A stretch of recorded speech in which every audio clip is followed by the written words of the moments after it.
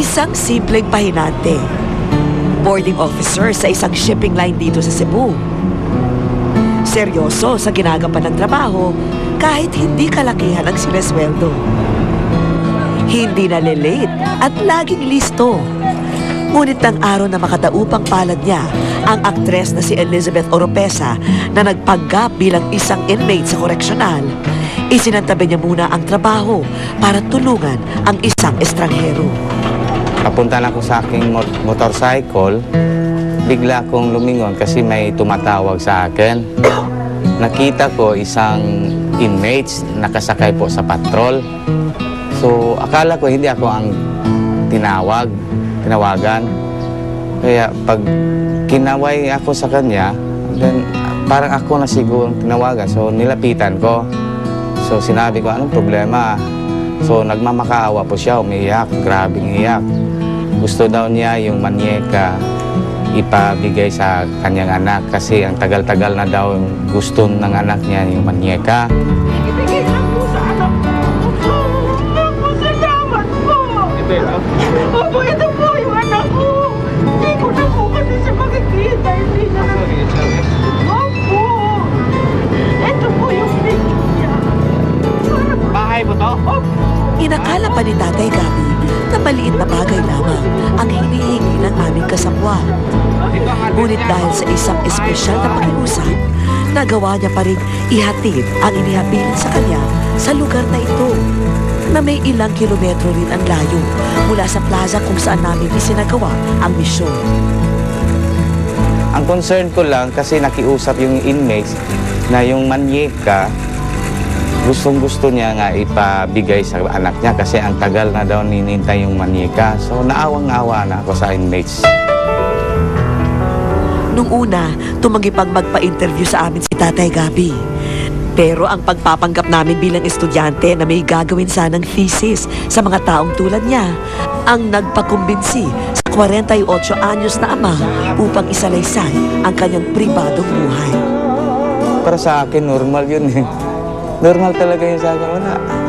Nagulat nga ako yung may nagtanong sa akin na nakita daw ako. Saan banda? Sa circle daw. Hindi, tumanggi nga ako magpa-interview eh.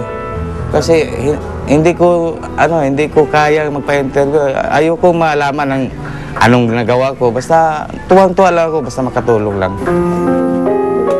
Sa kanilang tahanan dito sa Guadalupe, ang ating Good Samaritan ay isang simple at mapagmahal na lolo at ama. 27 years kapiling niya rito sa bahay ang misis na si Nanay Elisa. Pansamantala namang nakikitira sa kanila ang nag-iisang anak na babae at ang 3 anak nito.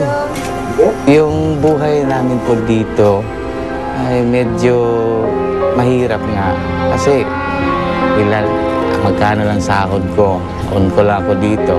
Pero minsan, nakakaraos din kasi yung asawa ko tumutulong naman din sa akin sa mga pangailangan ng bahay kasi nagtitinda na siya ng konti lang karinderya dito. Sa huli, kailangan ni Tatay Gabi ang mag-ipon. Alalahanin kasi niya ang lumalaking pamilya na sa kanyang umaasa ng suporta. Kaya naman tuloy lang sa pagkayod at paggawa ng ibang trabaho ang ama. Yung mga kapitbahay namin kasi wala silang linya ng tubig doon. So doon na lang sa amin nagbili. So yun ang pinagkukunan namin ng pang-araw-araw na gastusin. Yung sa paggugupit ng damo, yun, pang-exercise din sa akin. Kasi may sakit ako ng diabetes. So sa advice ng doktor ko, kailangan daw na magpapawis. So paminsan-minsan maggupit lang ako ng damo. Alam ni Nanay Elisa na likas na maalalahanin at matulungin ang kanyang mister. Kaya naman din na raw siya nagulat na may tinulungan ito. Maswerte ako. May asawa na mapagmahal pa, matulungin pa, maawain pa. Magbahangga ngayon, palaisipan pa rin kay Tatay Gabi ang babaeng kanyang tinulungan. Ang problema nito sa pamilya, lalo na sa nawalay na anak. Pero handa kaya niyang tanggapin sa itinaktang oras na ang lahat ay pawang palabas lamang? Wish ko lang pabalik. Magandang hapon ho. Alam niyo ba bakit tayo nandito? Tatay Gabi, maligayang Pasko. Yung preso kanina, si Elizabeth Oropesa po yun, ako po yun.